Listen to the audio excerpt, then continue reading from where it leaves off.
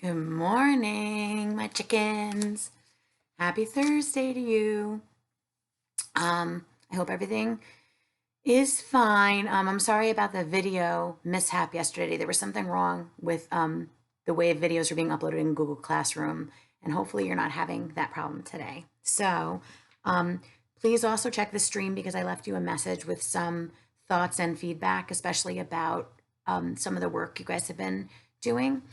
Also, I'm going to do my best every day to comment on any work you give me. You don't need to turn it in because I see it on Google Classroom. So I'm going to try and give feedback as much as possible. Over the next few days, I'm doing parent-teacher conferences too, so I might not have as much time, but I'm going to try my best. Okay, so let's jump back into James and the Giant Peach. When we left off, James was in this weird situation where he's being offered a bag by this man from the bushes.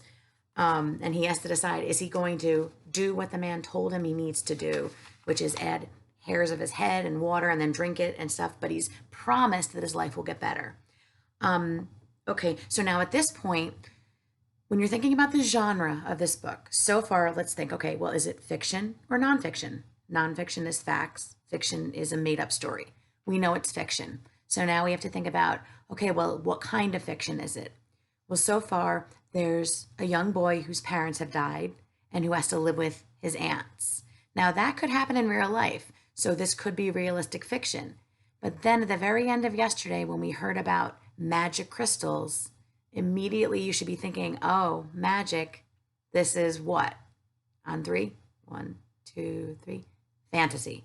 Okay, so it seems like it's heading in the fantasy direction. But anyway, chapter 5. The next moment, James was running back toward the house as fast as he could go. He would do it all in the kitchen, he told himself. If only he could get in there without Aunt Sponge and Aunt Spiker seeing him. He was terribly excited. He flew through the long grass and the stinging nettles, not caring whether he got stung or not on his bare knees. And in the distance, he could see Aunt Sponge and Aunt Spiker sitting in their chairs with their backs towards him. He swerved away from them so as to go around the other side of the house. But then suddenly, just as he was passing underneath the old peach tree that stood in the middle of the garden, his foot slipped and he fell flat on his face in the grass. The paper bag burst open as it hit the ground, and the thousands of tiny green things were scattered in all directions. James immediately began picking himself onto his hands and knees and started searching around for his precious treasures. But what was this? They were all sinking into the soil. He could actually see them wriggling and twisting as they burrowed their way downward into the hard earth. And at once, he reached out a hand to pick some of them up before it was too late, but they disappeared right under his fingers. He began scrabbling around frantically in an effort to catch hold of those that were left, but they were too quick for him. Each time the tips of his fingers were just about to touch them, they vanished into the earth. And soon, in the space of only a few seconds, every single one of them had gone. James felt like crying. He would never get them back now. They were lost, lost, lost forever. But where had they gone to? And why in the world had they been so eager to push down into the earth like that? What were they after? There was nothing down there. Nothing except the roots of the old peach tree and a whole lot of earthworms and centipedes and insects living in the soil. But what was it that the old man had said? Whoever they meet first, be it bug, insect, animal, or tree, that will be the one who gets the full power of their magic. Good heavens, thought James.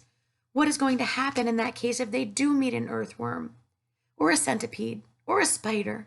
And what if they do go into the roots of the peach tree? Get up at once, you lazy little beast, a voice was suddenly shouting in James's ear. James glanced up and saw Aunt Spiker standing over him, grim and tall and bony, glaring at him through her steel-rimmed spectacles. Get back over there immediately and finish chopping up those logs, she ordered. Aunt Sponge, fat and pulpy as a jellyfish, came waddling up behind her sister to see what was going on. Why don't we just lower the boy down the well in a bucket and leave him there for the night, she suggested. That ought to teach him not to laze around like this the whole day long. That's a very good wheeze, my dear Sponge, but let's make him finish chopping up the wood first. Be off with you at once, you hideous brat, and do some work. We're going to stop here. So along with this threat of leaving him in the basement with rats, now they're threatening to put him in a bucket and like drop him down a well. Like, how can nobody intervene and help poor James? These women are crazy and awful. Slowly, sadly, poor James got up off the ground and went back to the woodpile. Oh, if only he hadn't slipped and fallen and dropped that precious bag. All hope of a happier life had gone completely now. Today and tomorrow and the next day and all the other days as well would be nothing but punishment and pain, unhappiness and despair. He picked up the chopper and was just about to start chopping away again when he heard a shout behind him that made him stop and turn. Chapter 6. Pause. Mystery Dog moment. Pause and talk to someone or something. What do you predict caused the noise or caused the shout that made James stop and turn? Pause and discuss with a friend or a sibling or a parent or a plant or a window. When you're ready, unpause. Okay, you've unpaused. I wonder what your thoughts were. I wish I could hear them. Let's find out. Chapter 6. Sponge, Sponge, come here at once and look at this. At what? It's a peach, Aunt Spiker was shouting. A what? A peach. Right up there in the highest branch. Can't you see it? I think you must be mistaken, my dear Spiker. The miserable tree has never had any peaches on it.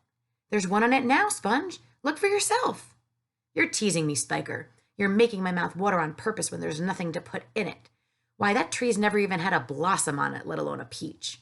Right up on the highest branch, you say? I can't see a thing. Very funny. Ha ha ha. Good gracious me. Well, I'll be blowed. There really is a peach. Yes, there's a peach up there. A nice big one too, Aunt Spiker said. A beauty, Aunt Sponge cried out. At this point, James slowly put down his chopper and turned and looked across at the two women who were standing underneath the peach tree. Something is about to happen, he told himself. Something peculiar is about to happen at any moment.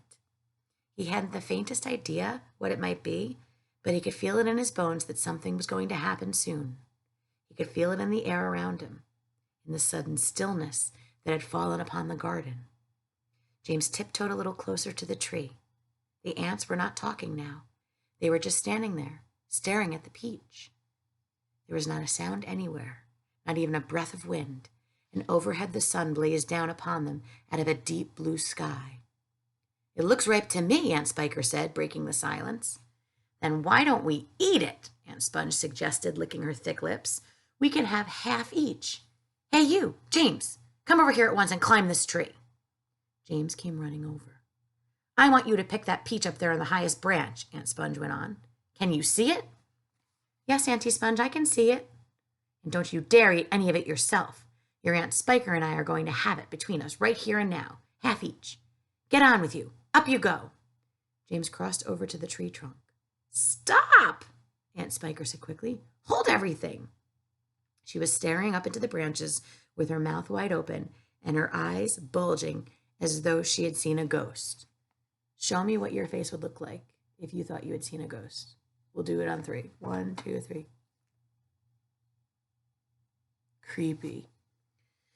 Look, she said. Look, Sponge, look. What's the matter with you? Aunt Sponge demanded. It's growing, Aunt Spiker cried. It's getting bigger and bigger. What is? The peach, of course. You're joking. Look for yourself. But my dear Spiker, that's perfectly ridiculous. That's impossible. What? Wait just a minute. No, that can't be right. No. Yes. Great Scott, the thing really is growing. It's nearly twice as big already, Aunt Spiker shouted. It can't be true. It is true. It must be a miracle. Watch it. Watch it. I am watching it. Great heavens alive, Aunt Spiker yelled. I can actually see the thing bulging and swelling before my very eyes. Okay, that's the end of chapter 6. So, peculiar things are happening.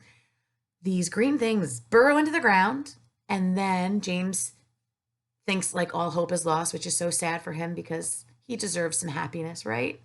But then this peach tree that's never had any kind of growing on it, no blossoms. Normally on a fruit tree, you have the branches blossom, then the blossoms become the fruit, then the fruit ripens, then you pick it.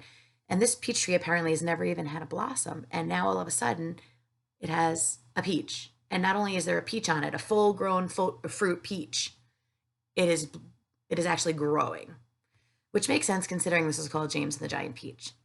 I hope you enjoyed today's episodes of James and the Giant Peach. And I love you all. Mwah. Mrs. Witchman signing out. Again, signing out.